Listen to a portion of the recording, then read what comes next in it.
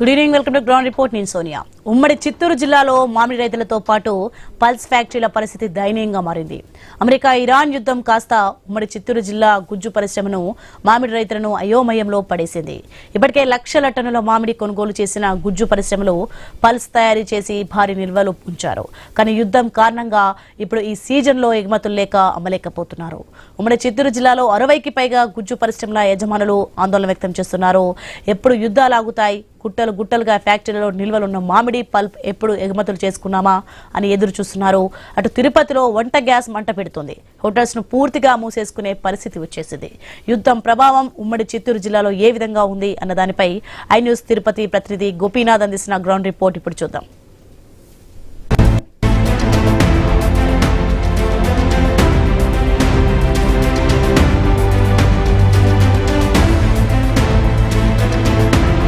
యుద్ధం అంటే బయట ప్రాంతాల్లో జరుగుతుంటే ఇప్పటికే ఇజ్రాయెల్ కావచ్చు, అదేవిధంగా అమెరికా, ఈ రెండు దేశాలు కూడా ఇరాన్ పైన దాడి చేస్తున్న సందర్భంగా ఆ ప్రభావం, యుద్ధాలు అక్కడ జరుగుతుంటే ఆ ప్రభావం మాత్రం మన భారత ప్రజలపైన పడింది.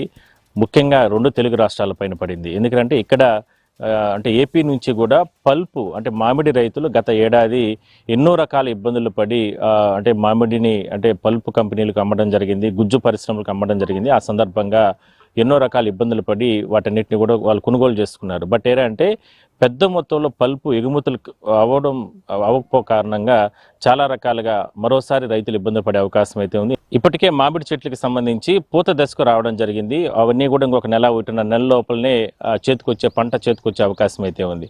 మరి పూర్తి స్థాయిలో వాళ్ళు కూడా నష్టాలు చూసే అవకాశం అయితే ఉంది. గత ఏడాది అంటే కొనుగోలు చేసుకున్నటువంటి ఆ గుజ్జుని ఆ పరిశ్రమలు వాళ్ళు ఇతర ప్రాంతాలకు తరలించలేకపోతున్నారు. మరి ఈసారి వచ్చేటటువంటి పంటలను మేము ఏ విధంగా కొనుగోలు చేస్తామంటూ కూడా యజమానులు అంటే గుజ్జు పరిశ్రమ యజమానులు ముందుకేస్తున్న తరుణంలో అసలు ఏంటి గ్రౌండ్ లెవెల్ ఏం జరుగుతుంది, ఆ పరిశ్రమలోకి వెళ్దాం. అక్కడ ఉన్నటువంటి గుజ్జు పరిశ్రమలకు సంబంధించిన వాళ్ళ ఇబ్బందులు ఏంటి, నిజంగానే అంటే బయట ప్రాంతాల్లో జరుగుతున్నటువంటి యుద్ధాల కారణంగా వాళ్ళు ఎగుమతులు చేసుకోలేకుండా పోతున్నారా, మరి అలా ఎగుమతులు చేసుకోలేకపోతే ఈ సంవత్సరం రైతుల దగ్గర నుంచి ఏ విధంగా మామిడికాయలు ఎట్లా కొనుగోలు చేస్తారు, మరి మామిడి రైతులు ఏమరా అంటే మరి ఈ లాస్ట్ ఇయర్ నష్టపోయాం కాబట్టి కనీసం ఈసారైనా సరే మనం పంటను అమ్ముకొని అంటే నష్టాల నుంచి బయటపడదామని వాళ్ళు కూడా ఆలోచిస్తున్నారు. కాబట్టి మరి రైతులతో కూడా మనం మాట్లాడించే ప్రయత్నం చేద్దాం. ఇది కాకుండా నిత్యావసరాల సరుకులకు సంబంధించి రేట్లు పెరిగిపోతున్నాయి. అది కాకుండా గ్యాస్ గత 2-3 రోజుల నుంచి కూడా కమర్షియల్ గ్యాస్ నుంచి వంట ఇంటి గ్యాస్ కూడా పూర్తి స్థాయిలో కూడా 60 రూపాయలు వంటింటి గ్యాస్ పెరిగితే కమర్షియల్ గ్యాస్ దాదాపు 115 రూపాయలు పెరిగింది. అది కూడా కొన్ని ఆంక్షలు పెట్టేశారు, కమర్షియల్ గ్యాస్ ఇవ్వమని అంటూ కూడా. ఇట్లా ఓవరాల్గా ఈ యుద్ధం కారణంగా ఓవరాల్గా అసలు ఏం జరుగుతుంది, ఏంటి, ప్రజలు ఏమంటున్నారు, రైతుల పరిస్థితులు ఏమిటి, అదేవిధంగానే స్థానిక ప్రజల పరిస్థితులు ఏమిటి, రేట్లు పెరిగిన కారణంగా మహిళలు ఏమంటున్నారు, ఇట్లా ఓవరాల్గా అన్ని విషయాలు ఒకసారి మనం డిస్కస్ చేసే ప్రయత్నం చేద్దాం. ఐ న్యూస్ ప్రత్యేకంగా అన్ని చోట్ల కూడా ఒక గ్రౌండ్ రిపోర్ట్ లాగా అన్ని చోట్ల కూడా అందరి అభిప్రాయాన్ని కూడా సేకరించే ప్రయత్నం చేస్తున్నాం.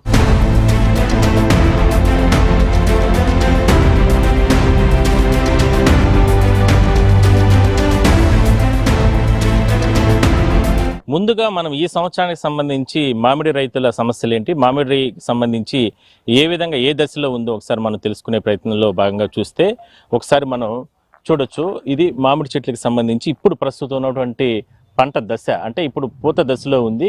ఇంకొక 10-15 రోజుల్లో పూర్తి స్థాయిలో కూడా అది పిందిగా మారి దాని తర్వాత మామిడికాయలు వచ్చే అవకాశం అయితే ఉంటుంది. అంటే ఇంకొక నెల, 1.5 నెల, ఇంకా 2 నెలలు పడుతుంది అనుకోండి. అయితే ఇంత లోపల ఈ యుద్ధం అనేది ఆగే పరిస్థితులు లేవు కాబట్టి మరోసారి వాళ్ళు చాలా రకాలుగా అంటే రైతులకు సంబంధించి చాలా రకాలుగా ఆందోళన వ్యక్తం చేస్తున్నారు. గత ఏడాది 4 రూపాయలు, 2 రూపాయలు, 3 రూపాయలతోనే అమ్ముకుని తీవ్రంగా నష్టపోవడం జరిగింది ఈ పరిశ్రమకు సంబంధించి మామిడి రైతులు. ముఖ్యంగా చిత్తూరు జిల్లాలో ఎక్కువగా మామిడి పంటలపైనే, ఈ తోతాపురి పైనే జీవనం సాగిస్తూ ఉంటారు. అలాంటిది వాళ్ళు తీవ్రంగా నష్టపోయారు. కాబట్టి ఇప్పుడు ఉన్న పరిస్థితుల్లో కూడా ఈ యుద్ధం కారణంగా మరోసారి నష్టపోతామా అనేటటువంటి భయం మాత్రం వాళ్ళలో నెలకొని ఉంది. కానీ గుజ్జు పరిశ్రమలు ఏముంటున్నారంటే గత ఏడాదిలోనే ఎక్కువగా ఈ మామిడి దిగుబడి వచ్చేసింది. ఆ పలుపునే మేము ఇతర ప్రాంతాలకు ఇప్పుడు ఎగుమతులు చేసుకోలేకుండా పోతున్నాము. మరి ఇంక 2 నెలల్లో కన్నా పంటలు వస్తే ఎట్లా మేము దిగుబడి చేసుకోగలుగుతాము, ఎట్లా మేము కొనుగోలు చేస్తామంటూ కూడా వాళ్ళు ఒకవైపు ఆందోళన వ్యక్తం చేస్తున్నారు. ఇక్కడ మన మామిడి పంటలకు అంటే పరిస్థితులు ఇప్పుడు తాజా పరిస్థితులు చూస్తే ఆ కంపెనీ ఒకసారి మనం చూడొచ్చు. ఇవి చిత్తూరు జిల్లాలో దాదాపుగా 100కు పైగా కూడా గుజ్జు పరిశ్రమలు ఉన్నాయి. ఈ కంపెనీలన్నీ కూడా గత ఏడాది ₹2, ₹3, ₹4కి కొనుగోలు చేసుకోవాలనుకున్నప్పటికీ కూడా కిలో మామిడికి సంబంధించి పూర్తి స్థాయిలో కూడా ప్రభుత్వం కొన్ని నిబంధనలు పెట్టి ఎట్టి పరిస్థితుల్లో కూడా ₹12 ఇచ్చే రకంగా కూడా ఏర్పాట్లు చేశారు. కానీ చివరికి అంత ఇవ్వకుండా కేవలం ₹4 ప్రభుత్వం సబ్సిడీ ఇస్తే వీళ్ళు మాత్రం ఇంకొక ₹4, ₹5 లెక్కన వేసి రైతులకు ₹8, ₹9 లెక్కన గిట్టుబాటు ధర కల్పించే ప్రయత్నం చేశారు ఈ సంవత్సరానికి సంబంధించి. అంటే గత ఏడాది అమ్ముకున్నటువంటి మామిడికి సంబంధించి. కానీ ఈసారి చాలా రకాలుగా ఉండేటువంటి ఇబ్బందులు ఉన్నాయి. కాబట్టి వాళ్ళు గుజ్జు పరిశ్రమలు ఏమంటున్నారు అంటే ఇప్పటికే మా దగ్గర ఉన్నటువంటి పలుపుని పూర్తి స్థాయిలో కూడా మేము ఎగుమతులు చేసుకోలేకుండా పోతున్నాం. గత ఏడాది ఇంకా కూడా స్టాకు భారీగా నిల్వలు ఉన్నాయి. వాటన్నిటిని మేము అమ్ముకోలేకపోతున్నాం. మరి ఈసారి మరో 2 నెలల్లో వచ్చేటటువంటి పంటలకు సంబంధించి మేము ఎట్లా వాటిని కొనుగోలు చేసుకోవాలంటూ కూడా వాళ్ళు కూడా ఒకవైపు ఆందోళన వ్యక్తం చేస్తున్న నేపథ్యంలో గుజ్జు పరిస్థితులు ఏంటి, వాళ్ళు ఏమంటున్నారు, అసలు వాళ్ళ సమస్యలు ఏంటి, ఎందుకు అమ్ముకోలేకుండా పోతున్నారు, వీటన్నిటిని కూడా మనం ఒకసారి మనం తెలుసుకునే ప్రయత్నం చేద్దాం. మరోవైపు కొంతమంది రైతులతో కూడా మనం మాట్లాడించే ప్రయత్నం చేద్దాం.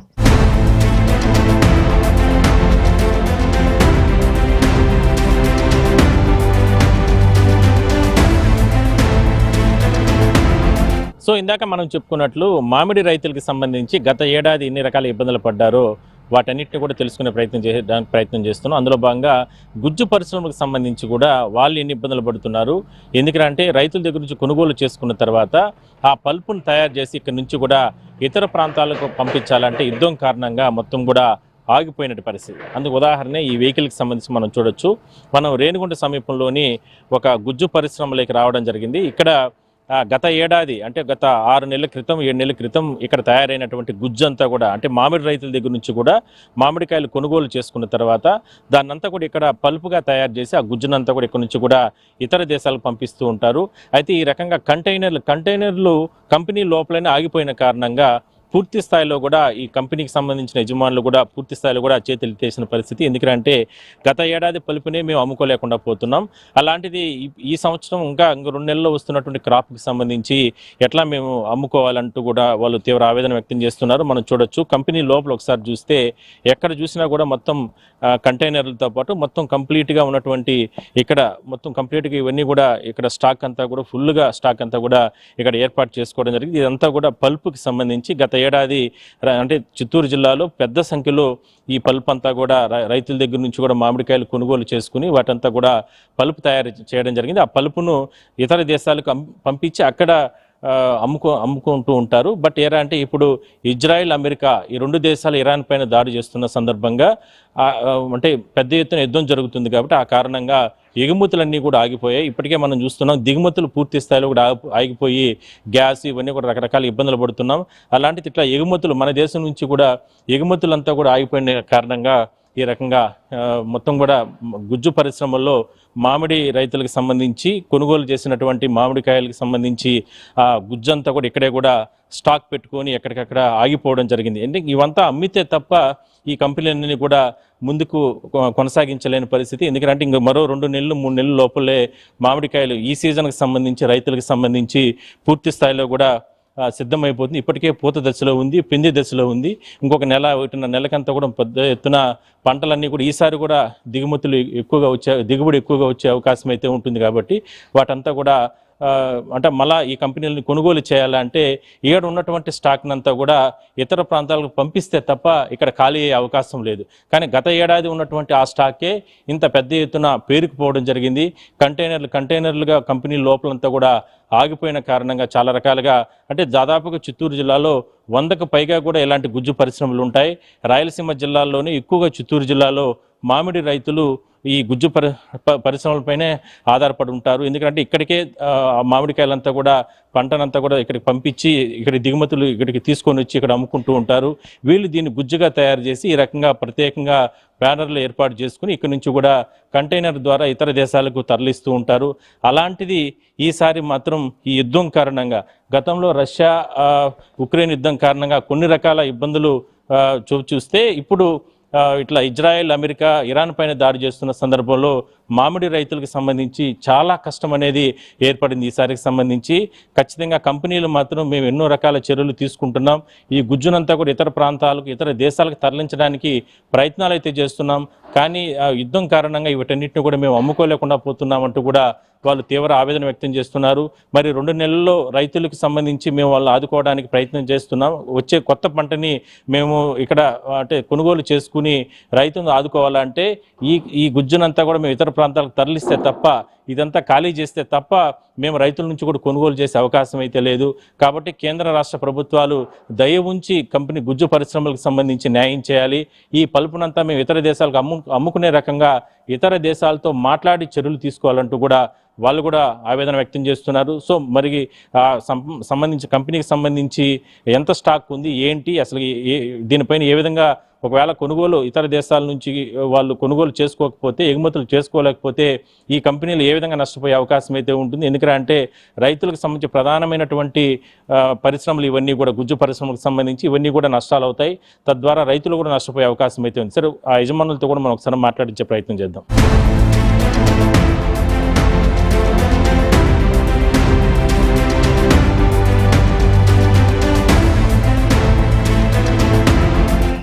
సో ఇప్పటి వరకు కూడా మనం ఏదైతే రేణుగుంట సమీపంలో ఉన్నటువంటి వర్ష ఫుడ్ కంపెనీ ప్రస్తుతానికి మనం రావడం జరిగింది. ఇక్కడ ఇప్పటి వరకు కూడా మ్యాంగోకి సంబంధించిన పల్పు ఎంత స్టాక్ ఉంది ఇవన్నీ కూడా మనం పరిశీలన చేసే ప్రయత్నం చేశాం. సో ఆ కంపెనీ ప్రతినిధులతో కూడా మనం మాట్లాడించే ప్రయత్నం చేస్తామని అన్నాం ఐన్యూస్ ద్వారా. సో మొత్తం చూడొచ్చు, సంబంధించి మొత్తం కూడా ఇక్కడంతా కూడా పెద్ద ఎత్తున కంపెనీ సంబంధించి లోపల ఈ మ్యాంగోకి సంబంధించి గత ఏడాది రైతుల నుంచి కూడా కొనుగోలు చేసినటువంటి మామిడి సంబంధించి దాని తర్వాత గుజ్జు చేసిన తర్వాత ఆ పల్ప్ అంతా కూడా ఇక్కడ స్టాకు భారీగా పేరుకుపోవడం జరిగింది. ఇదంతా కూడా ఇతర ప్రాంతాలకు తరలించాలంటే అక్కడ యుద్ధాలు జరుగుతున్నాయి కాబట్టి ఇజ్రాయెల్, అమెరికా కలిసి ఇరాన్ పైన దాడి చేస్తున్న సందర్భంగా ఆ యుద్ధం ప్రభావంతో ఇవన్నీ కూడా మేము ఎగుమతులు చేసుకోలేకపోతున్నామంటూ కూడా కంపెనీకి సంబంధించిన ప్రతినిధులు, యజమానులు చెప్తున్నాయి. గత ఏడాది రైతులను ఎన్నో రకాలుగా ఆదుకోవడానికి ఎన్నో రకాల ప్రయత్నాలు చేసినప్పటికీ కూడా వాళ్ళకు గిట్టుబాటు ధర ఇచ్చేందుకు ఎన్నో రకాల కష్టాలు కంపెనీ ప్రతినిధులు చేసినప్పటికీ కూడా ఇవంతా కూడా పలుపునంతా కూడా అమ్ముకోలేకుండా పోతున్నారు. సో మొత్తం మీద మరో 2-3 నెలల లోపలే మరోసారి ఈ సంవత్సరానికి సంబంధించిన మామిడి కూడా దిగుమతి వస్తున్నటువంటి తరుణంలో వాళ్ళు కూడా ఒక ఆందోళన వ్యక్తం చేస్తున్నారు.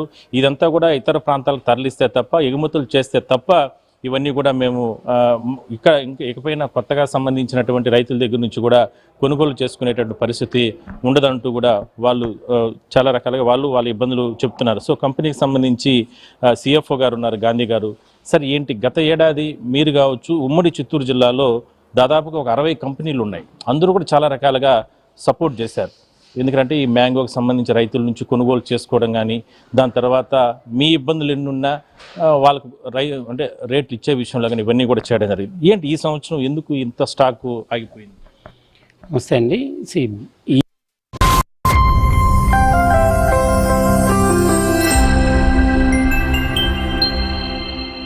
ఖమ్మం చరిత్రలో కొత్త అధ్యాయం ప్రారంభం. తెలంగాణలో అతిపెద్ద ఫ్యామిలీ షాపింగ్ మాల్ మాంగళ్య షాపింగ్ మాల్ ఇప్పుడు ఖమ్మం ఖిల్లాపై కీర్తి కిరీటంగా మార్చి 13న అందానికే అందం శ్రీలీల గారిచే ఘన ప్రారంభం. Mangalya shopping mall, Wyra road, Khammam.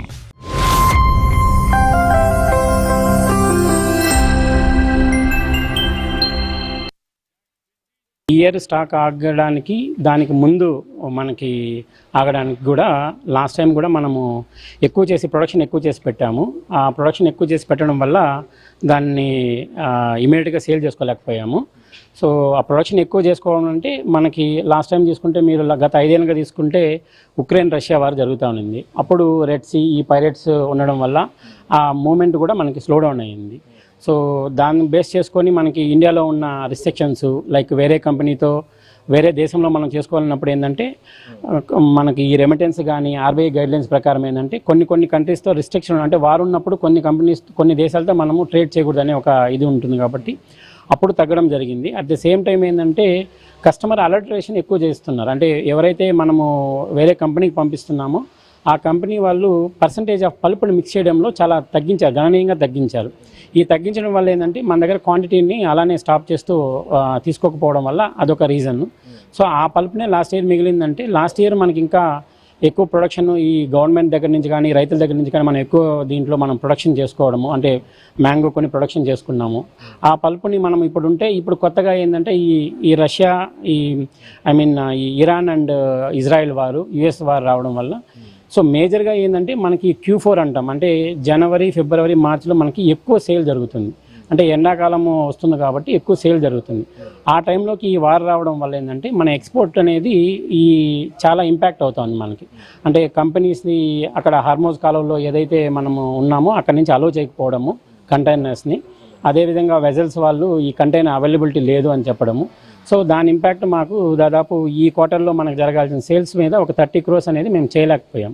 So అందుకని స్టాక్ అలానే మనము నిల్వ ఉంచాల్సి వచ్చింది మేజర్గా. సార్, అంటే ఇప్పుడు లాస్ట్ టైం మీరు కొనుగోలు చేసేటప్పుడు కూడా చాలా ప్రెజర్ ఉంది ప్రభుత్వం వైపు నుంచి, కానీ మీరు ఎట్టి పరిస్థితులు 8 రూపాయలు కొనాల్సిందే, మేము 4 రూపాయలు గవర్నమెంట్ నుంచి ఇస్తామని ఇన్ని కష్టాలు పడి ఇంత ప్రెజర్ మధ్యన లారీలు ట్రాక్టర్ బయట వదిలిపెట్టేశారు. మరి ఆ స్టాక్ అంతా మీరు కొనుక్కున్నారు, ఇదంతా స్టాక్ ఇప్పుడు పడిపోయింది. ఇదంతా సేల్ కాకపోతే ఇంకొక 2 నెలల్లో మళ్ళీ మీకు కొత్త సీజన్ వచ్చేస్తుంది. ఏంటి మరి పరిస్థితి ఏంటి? మరి మీకు కనీసం వీటిని రైతుల దగ్గర కొనుక్కోవాలన్నా, మీరు పల్ప్ తయారు చేయాలన్నా దీనికి సంబంధించిన మెటీరియల్ కావాలి కదా, అది కూడా దొరికే పరిస్థితి లేదు. మేజర్గా ఇంకోటి ఏంటంటే మీరు అన్నట్టు ప్రోడక్ట్ మనకి మ్యాంగో దొరికినా ఈ ప్రోడక్ట్ మూవ్ కాకపోతే మేజర్గా మనం ఏం చేయాలనేది మేజర్గా ఆలోచించాలి అది. సో మా ఒక ఇండస్ట్రీ కాకుండా మ్యాంగో ఇండస్ట్రీ లాంటివి నేను 60 యూనిట్స్ ఉన్నాయి ఇందాక చెప్పినట్టు అందరూ ఆలోచించాల్సిన విషయము. At the same time packing మెటీరియల్ని మేము ఇంపోర్ట్ చేసుకోలేకపోతున్నాం. సో ఈ వారి వల్ల ఏంటంటే ఒకటి స్టీల్ ప్రైజెస్ ఎక్కువ పెరగడము, తర్వాత ప్యాకింగ్ మెటీరియల్ అంటే మనం లోపల వాడే అసెప్టిక్ బ్యాగ్ అంటాం, అవి మనం ఇటలీ నుంచి చైనా నుంచి మనము ఇంపోర్ట్ చేసుకుంటాం, అవి రాని పరిస్థితి. సో అవి రాకపోతే మనం మ్యాంగో తీసి మనము పల్ప్ కూడా చేయలేని పరిస్థితి. ఎందుకంటే అది ఉంటేనే మనం ప్యాకింగ్ మెటీరియల్ ఉంటేనే మనం పల్పు రేట్ అనేది తర్వాత డిసైడ్ చేసినా, గవర్నమెంట్ డిసైడ్ చేసినా, లేకుంటే రైతు సంఘాలు డిసైడ్ చేసినా, ఏ డిసైడ్ చేసినా ఫస్ట్ ప్యాకింగ్ మెటీరియల్ అనేది మనం ఉంటేనే మనం ప్రొడక్షన్ చేయగలుగుతాం. మేజర్ ప్యాకింగ్ మెటీరియల్ సెక్యూర్ చేసుకోవాలి. ఆ సెక్యూర్ చేసుకున్నప్పుడు మనం ఎంతవరకు స్టాక్ చేయాలని, ఇప్పుడు దీని షెల్ఫ్ లైఫ్ 18 months ఆల్రెడీ మేము దీంట్లో 18 monthsలో ఉన్నాం. లాస్ట్ ఇయర్ చేసినట్టు అంతకుముందు చేసినట్టు. ఇప్పుడు దీన్ని ఫర్దర్గా మేము ఏం చేయాలి అంటే, ఇంకొకటి ఏంటంటే ఈ రైతులు వచ్చే కొందికి ఏం చేస్తున్నారంటే తొందరగా ఫ్లవరింగ్ రావాలని, తర్వాత మెచ్యూరిటీ తొందరగా రావాలని పెస్టిసైడ్ని ఎక్కువ యూజ్ చేస్తున్నారు. ఈ ఇంపాక్ట్ ఎలా ఉంటుందంటే, ప్రెషర్ ఉన్నప్పుడు మనం ఏంటంటే ఫ్రూట్ని తీసుకుంటాము, ప్రొడక్షన్ చేసి పెడతాము, కానీ కంపెనీస్ ఏం చేస్తాయంటే వాళ్ళ ఇన్హౌస్ ల్యాబ్లోకి వెళ్ళినప్పుడు ఈ క్వాలిటీని యాక్సెప్ట్ చేయడం లేదు. అక్కడ మీరు ఎక్కువ మోతాదులో పెస్టిసైడ్ రసాయనాలు వాడుతున్నారు, మీరు దీన్ని తగ్గించుకోవాలనేసి మాకు చాలా ఇండికేషన్స్ ఉన్నాయి. అంటే రైతు వరకు మేము దాన్ని తీసుకెళ్ళలేకపోతున్నాం. అంటే చెప్పినా రైతు దాన్ని ఇమీడియట్గా దాన్ని అర్థం చేసుకొని దాన్ని చేయడానికి చాలా టైం పడుతుంది. అందుకని హార్టికల్చర్ ఇచ్చే సూచనలను డెఫినెట్గా రైతులు కూడా పాటిస్తే మేము క్వాలిటీ ఫ్రూట్ని మనం చేసుకోవడానికి ఉంటుంది. మెయిన్ క్వాలిటీ ఫుడ్ రావాలి అంటే, ఎందుకంటే గత ఏడాది కొన్ని లక్షల టన్నులు మనకు వచ్చేసింది దిగుబడి. ఆ సంవత్సరంలో సీజన్కి రైతులు ఎన్ని రకాల అంటే ఇప్పుడు 3-4 సార్లు కూడా కొట్టేస్తున్నారు మీరు అన్నట్టు రసాయనాలు. ఎన్నిసార్లు రసాయనాలు చేస్తే మంచిది, ఏ రకంగా చేస్తారు? అంటే దీనికంటూ మ్యాంగోకి చెరుకు అనేది చాలా కమర్షియల్ ప్రోడక్ట్స్ బేసిక్గా. ఈ హార్టికల్చర్ డిపార్ట్మెంట్ దీనికంటూ డెడికేటెడ్గా ఉన్నారు వాళ్ళు. సో వాళ్ళు ఏ మోతాదులో ఎంతెంత పిచికారీ చేయాలి, ఎలా ఏ టైంలోకి దీన్ని వాడాలనేసి క్లియర్ కట్ గైడ్ లైన్స్ ఉన్నాయి. సో మన మండలం కానీ రైతు భరోసా కేంద్రాలకు వెళ్ళినప్పుడు కానీ అలాంటి అప్పుడు వాళ్ళు ఒక ప్రిసైజ్డ్గా ఫాలో చేసి చెప్తున్నారు, ఇలా ఈ మోతాదులో వాడండి అనేసి. ఆ పరిమితి వాడితే డెఫినెట్గా మంచి క్వాలిటీ, మంచి ఫ్రూట్ అనేది మనకు అందుతుంది, మంచి ప్రైజింగ్ వస్తుంది చెప్పాలంటే. సో మనము దాన్ని బట్టి మనము ఎక్కువ ప్రొడక్షన్లో కూడా పోయేదానికి ఆస్కారం ఉంటుంది. మనకి సేల్ అయితేనే కదా మనం కూడా చేస్తాం. ఇప్పుడు ఎంత ప్రొడక్షన్ చేసినా మేము సేల్ చేస్తే ఆ సేల్ చేసిన దాన్ని వచ్చే డబ్బుల్ని మేము రైతులకు కానీ సప్లయర్కి కానీ మేము పేమెంట్ చేయగలుగుతాం. మేజర్గా క్వాలిటీ ఫ్రూట్ అనేది మనకి చాలా ఇంపార్టెంట్. సో ఆ క్వాలిటీ ఫ్రూట్ వచ్చేదానికి రైతు తన వంతు సహాయం కూడా మాకు చేయాల్సి వస్తుంది. మేము ఇందాక కంపెనీ లోపల మొత్తం తిరిగాము, ఎక్కడ చూసినా ఎక్కడ మొత్తం కంప్లీట్గా స్టాక్ ఉంది. ఈ స్టాక్ ఎప్పుడు వెళ్తుంది? ఒకవేళ ఇప్పుడున్న పరిస్థితుల్లో అంటే సహజంగా ప్రతి సంవత్సరం కూడా మరి ఏ దేశాలకు మీరు ఎక్స్పోర్ట్ చేస్తూ ఉంటారు? సో మేజర్గా మన ఎక్స్పోర్ట్ అంతా యూరోప్ కంట్రీస్లో ఉంటుంది. యూరోప్ కంట్రీస్, దుబాయ్ కంట్రీస్లో ఎక్కువ ఉంటుంది. ఇప్పుడు మేజర్గా దుబాయ్ కంట్రీస్లోనే, మన అరబ్ కంట్రీస్లోనే ఎక్కువ ఈ వార్ ఇంపాక్ట్ అనేది ఎక్కువ ఉంది. సో వాళ్ళే ఇప్పుడు తీసుకోలేని పరిస్థితి మాకుంది. అదేవిధంగా యూరోప్ కంట్రీస్ పోవాలంటే ఈ హార్మోజ్ కాలువ ద్వారా మనకి వెళ్ళాలి. అక్కడ అక్కడ ఇరాన్ వాళ్ళు దాన్ని స్టాప్ చేస్తున్నారు, వెజల్స్ని ఏం అలౌ చేయట్లేదు. ఇప్పుడు వెళ్ళిన మాకు కంటైనర్స్ కానీ ఏది కానీ మాకు చెన్నై పోర్టుకి మళ్ళీ బ్యాక్ వచ్చి మేము అక్కడ ఇప్పుడు హోల్డ్ చేస్తున్నాం ప్రస్తుతానికి. సో ఈ యుద్ధ వాతావరణం ఇంకా సజావుగా అంటే క్లోజ్ అయితే మేము అప్పుడు మా స్టాక్ని ఆర్డర్స్ అయితే ఉన్నాయి, కానీ ఈ ఆర్డర్స్ని ఫుల్ఫిల్ చేయాలంటే మనకి అన్ని ఈ గ్లోబల్ సినారియోస్ మనకి సహకరిస్తేనే మనము సేల్ చేసుకోగలుగుతాం. ఈ ఇంపాక్ట్ మాకు ఇంకా ఒక 3-4 months ఇలానే ఉంటుందేమని అనుకుంటున్నాము. సో మనకి షార్ట్లో ఏదైతే మనము బ్యాక్లాగ్లో ఉన్నామో అంటే మనం పంపించాల్సిన టైం ఆన్ టైం పోలేదు, ప్లస్ దీనివల్ల ఏంటంటే ఫ్లైట్ ఛార్జెస్ ఎక్కువైపోయాయి. సో మొత్తం మీద ఎట్టి పరిస్థితుల్లో కూడా కంపెనీలకు సంబంధించి వాళ్ళు ఒకటే చెప్తున్నారు, ఎట్టి పరిస్థితుల్లో కూడా ఈ స్టాక్ అంతా అమ్ముడైతే తప్ప ఈసారి కొత్తగా వచ్చేటువంటి సీజన్కి సంబంధించి రైతుల దగ్గర నుంచి కూడా అంటే మామిడి కావచ్చు, అంటే రకరకాల మిగిలిన పంటలు టమాటా కానీ ఇట్లా మిగిలిన పంటలకు సంబంధించి కూడా వీళ్ళు కొనుగోలు చేసుకొని దాన్ని పల్ప్ చేస్తూ ఉంటారు కాబట్టి ఖచ్చితంగా ఆ రకంగానే సపోర్ట్ చేయాలంటున్నారు. సో యుద్ధం కాస్త తగ్గుముఖం బట్టి ఆగితే తప్ప ఇవన్నీ కూడా ఎగుమతులు చేసుకునే అవకాశం లేదని కూడా ఆయన అభిప్రాయం వ్యక్తం చేస్తున్నారు. సో దీంతోపాటు వంట గ్యాస్కి సంబంధించి కావచ్చు, కమర్షియల్ సంబంధించిన గ్యాస్ కూడా ఇప్పుడు చాలా రకాలుగా ఇబ్బందులు వస్తున్నాయి. వాటికి సంబంధించి కూడా ఏం జరుగుతుంది అనే దానిపైన కూడా ఒకసారి మనం తెలుసుకునే ప్రయత్నం చేద్దాం.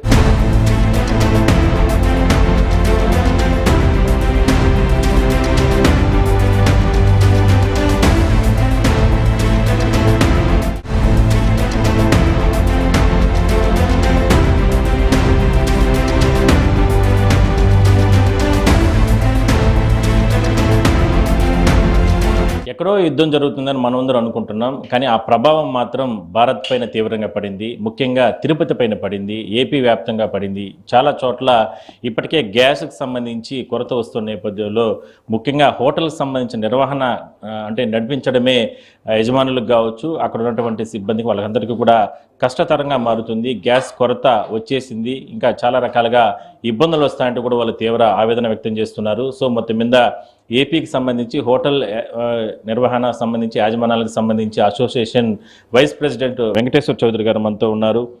సార్ని అడిగి తెలుసుకునే ప్రయత్నం చేద్దాం. సార్, ఏంటి ఎక్కడో యుద్ధం జరుగుతుంది, మనం చాలా రకాలుగా ఇక్కడెక్కడో మనం సేఫ్గా ఉన్నాం అనుకుంటున్నాం, కానీ ఆ ప్రభావం మన పైన పడింది. ఇప్పుడు గ్యాస్ కొరత వచ్చేసింది, ఇంకా రాబోయే రోజుల్లో ఇంకా ఎన్నో రకాల ఇబ్బందులు వస్తాయి. ఎట్లా హోటల్ నిర్వహణ చిన్న స్థాయి హోటల్స్ నుంచి పై స్థాయి హోటల్స్ వరకు వాళ్ళ కష్టాలు వాళ్ళకి ఇప్పటికే ఉన్నాయి. మరి ఈ ప్రభావం ఏ విధంగా ఉండబోతుంది? ఎస్, ఓం నమో వెంకటేశాయ. ఈ యొక్క గల్ఫ్ యుద్ధం వల్ల మొట్టమొదట మనకు ఇక్కడ ఉన్నటువంటి ముఖ్యమైన పర్యాటక రంగమైనటువంటి రెస్టారెంట్స్ అట్లే ట్రావెల్స్ వీటి వల్ల కూడా ప్రస్తుతానికి గ్యాస్ ఇబ్బందికరం వచ్చేసింది.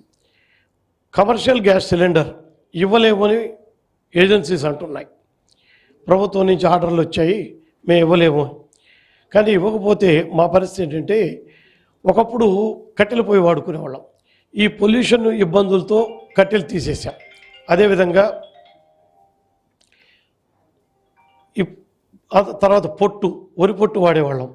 ఇప్పుడు అది కూడా తీసేసి గ్యాసు సులభతరంగా దొరుకుతూ ఉంది, రీజనబుల్ రేట్లు ఇస్తూ ఉన్నారని చెప్పి మేము కూడా అన్నిటికీ 99% ఉన్న రెస్టారెంట్లన్నీ గ్యాస్కు మారిపోయాయి. ఇప్పటికిప్పుడు గ్యాస్ దొరకకపోతే రెస్టారెంట్లు మూసేసి ఖాళీగా కూర్చోవాల్సిన పరిస్థితి వస్తూ ఉంది. ఎందుకంటే వంట అనేదే ముఖ్యం, వంటకి గ్యాస్ అనేది ముఖ్యం. కాబట్టి ఈ పరిస్థితుల్లో మేము కేంద్ర ప్రభుత్వానికి కానీ అలాగే రాష్ట్ర ప్రభుత్వాలు, ప్రభుత్వ రంగ సంస్థలైనటువంటి చమురు సంస్థలకి మా విజ్ఞప్తి ఏమిటంటే, ఇది తప్పనిసరి పరిస్థితి. దయచేసి ఈ సందర్భంలో మనం కష్టకాలంలో ఉన్నాం, నో డౌట్.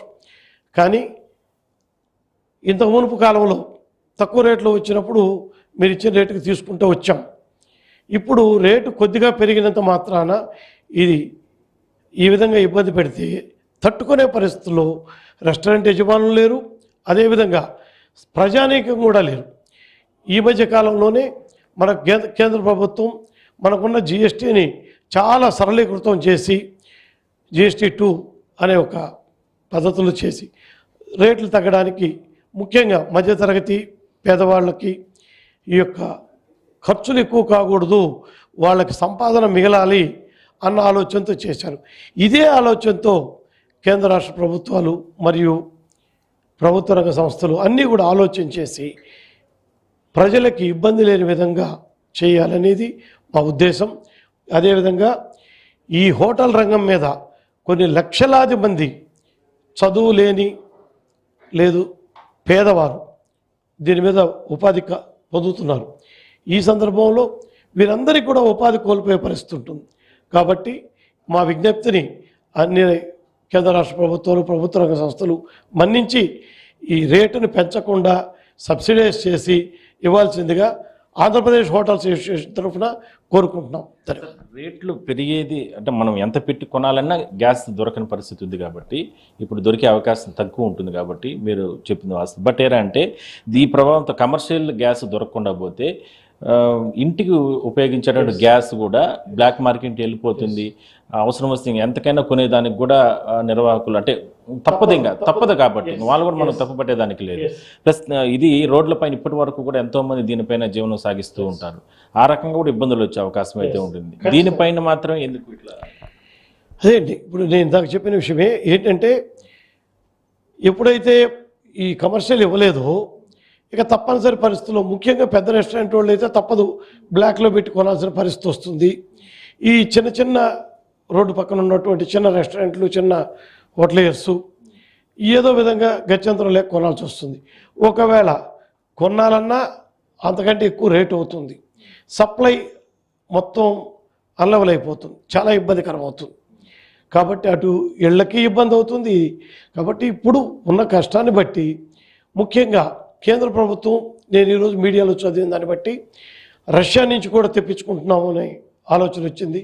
సో ఇటువంటి ఆల్టర్నేటివ్ అవకాశాలన్నీ తీసుకొని వాళ్ళ దగ్గర నుంచి తెప్పించుకొని దీన్ని సరిచేసి వీలైనంత తొందరగా సర్దుబాటు చేసి ముఖ్యంగా కమర్షియల్ సిలిండర్ తప్పకుండా ఇవ్వాలనేది మా కోరిక. ఇవ్వకపోతే మొత్తం సప్లై ఛానల్ మొత్తం అవకతవకలైపోతుంది, ప్రజల్ని ఇబ్బంది పెట్టే వాళ్ళు అవుతారు. చాలా రెస్టారెంట్లు మూతపడే పరిస్థితి ఉంది తప్పనిసరి పరిస్థితుల్లో. ఎందుకంటే ఇప్పటికిప్పుడు మేము ఒకవేళ కట్టెల పొయ్యి పెట్టాలన్నా జరగని పరిస్థితి. ఎందుకంటే అన్నీ చాలా బాగా తయారు చేసి అన్ని రెస్టారెంట్లు సోఫిస్టికేటెడ్గా తయారు చేసి హైజీనిక్గా ఉండాలనే పద్ధతిలో తయారు చేసాం. ఈ పద్ధతిలో ఇప్పటికిప్పుడు కట్టెల పొయ్యి కానీ అదేవిధంగా వరి పొట్టుతో కానీ ఏమీ చేయలేని పరిస్థితి. చేయాలంటే మొత్తం సెటప్ మార్చాల్సి వస్తుంది. ఇప్పటికిప్పుడు మార్చాలన్నా జరగదు, మళ్ళీ దాన్ని తిరగబెట్టాలన్నా అయ్యే పని కాదు.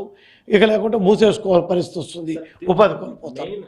మనకు తిరుపతి లాంటి ప్లేస్లో ఈ ప్రభావం ఎక్కువగా పడే అవకాశం ఇప్పటికే చాలా చోట్ల హోటల్స్ నిర్వాహకులు, యజమానులు వాళ్ళు, లేదంటే చిన్న చిన్న హోటల్స్ వాళ్ళు కూడా 1,00,000 మంది భక్తులు ఇక్కడికి వస్తారు. మనకు తిరుమల ఉంది, కాణిపాకం ఉంది, కాళహస్తి ఉంది. ఇంత పెద్ద టూరిజం ప్లేసు, ఆధ్యాత్మిక క్షేత్రం కాబట్టి అప్పటికే టెన్షన్ మొదలైంది వాళ్ళకి ఈ 2-3 రోజుల నుంచి. అబ్బా ఎట్లా మనం హోటల్ నడపాలి, అంటే ఎట్లా మనము దీన్ని ముందుకు తీసుకెళ్ళాలి, ఈరోజు ఇంత రేటు ఉంది, రేపటికి ఎంత రేటు ఉంటుందో, పోనీ రేపు ఇంకొక రేటు పెట్టి మనం కొనాలన్నా దొరుకుతుందా దొరకదా, ఎట్లా మనం ఇంతమంది మ్యాన్ పవర్ని మెయింటైన్ చేయాలి, ఏం చేయగలుగుతాం మనం అనేది ఒక భయం అయితే ఖచ్చితంగా అండి. మీరు చెప్పేది 100% కరెక్టు. ఇది ప్రతి ఒక్కరిలోనూ భయాందోళన ఉన్నాయి. ఉదయం నుంచి కూడా మాకు మెసేజ్లు, ఫోన్లు వస్తున్నాయి. ఎట్లా దీన్ని అధిగమించాలి, మనం మన దగ్గరలో ఉన్న రాష్ట్ర ప్రభుత్వం ద్వారా మాట్లాడి కేంద్రానికి రిక్వెస్ట్ చేద్దామని. ఎస్, అయితే మన గౌరవ ముఖ్యమంత్రి వర్యులు ఖచ్చితంగా ఈ యొక్క ఇబ్బందిని సానుకూలంగా పరిశీలించి కేంద్ర ప్రభుత్వానికి కూడా విజ్ఞప్తి చేస్తారని అనుకుంటున్నాను. నాకు తెలిసి ఈరోజు ఆయన ఢిల్లీ పర్యటనలో ఉన్నారు. ఇవన్నీ ఆయనకు తెలిసిన విషయాలే. ఆయన ముందు చూపుతూ అన్ని విషయాలు ఆలోచన చేసే వ్యక్తి కాబట్టి అటువంటి ఆయన ఖచ్చితంగా మన ఇబ్బందులు తొలగించడానికి ఆలోచన చేస్తారు. ఆయన మా రిక్వెస్ట్గా మేము మళ్ళీ కోరుకుంటున్నాం, ఖచ్చితంగా ఇబ్బంది లేకుండా చేయాల్సిన అవసరం చమురు సంస్థల మీద ఉంది. ముఖ్యంగా దీనికి సలహా చెప్పాల్సిన అవసరం కేంద్ర రాష్ట్ర ప్రభుత్వాలు. ఎందుకంటే ఒకప్పుడు రేట్ తక్కువలో ఉన్న ఒక రీజనబుల్ రేట్ పెట్టి ఇచ్చారు, వాళ్ళకి ఎంతో మంచి ప్రాఫిట్స్ కూడా వచ్చాయి. అది మనం గణాంకాల్లో చూస్తూనే ఉన్నాము. వాళ్ళు ఇచ్చినటువంటి ఇయర్లీ ఆడిట్ స్టేట్మెంట్స్లో. ఈరోజు కష్టం వచ్చినప్పుడు ప్రజలను ఆదుకోవాల్సిన బాధ్యత కూడా వాళ్ళకు ఉందని మేము కోరుకుంటున్నాము. ఇది ఒక రెస్టారెంట్ సెక్టర్, టూరిజం సెక్టర్ మాత్రమే కాకుండా దిగువ మధ్య తరగతి పేద వర్గాలకి అత్యంత ఆశనిపాతం, చాలా ఇబ్బందికరం. కాబట్టి ఇవి దృష్టిలో పెట్టుకొని మీ మీడియా ద్వారా మేము విజ్ఞప్తి చేసేది ఒకటే, దయచేసి ఈ పరిస్థితిని సానుకూలంగా ప్రజలకు ఇబ్బంది కలగకుండా చేయాలనేదే, సబ్సిడైజ్ చేసి మామూలు రేట్లకి సప్లై ఇబ్బంది లేకుండా చేయాలనేది మా యొక్క రిక్వెస్ట్.